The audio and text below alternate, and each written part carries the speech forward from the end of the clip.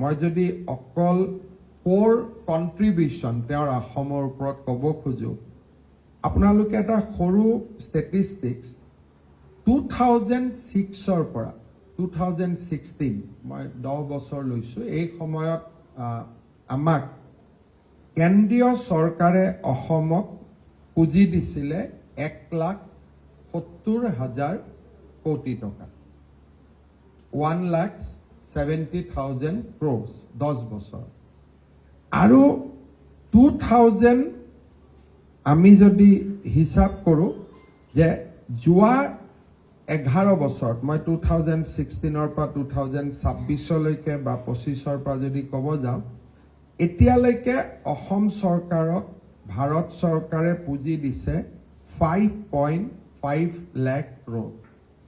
It is almost 5 times more যে আমি 1,70,000 কোটি টকা যেটো পাইছিলো, যোৱা 10 বছৰত তেখেতে আমাক 5,50,000 কোটি টকা কেন্দ্ৰীয় সাহায্য হিচাপে ৰাজ্য চৰকাৰলৈকে আহিছে। So that is the level of central support to the state government.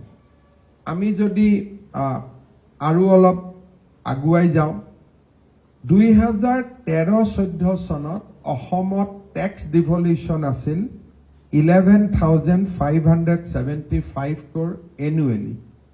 এইবাৰ ভাৰত চৰকাৰে অসমত 2026-27 আমাৰ টেক্স ডিভলিউশন হ'ব 49,725 crore।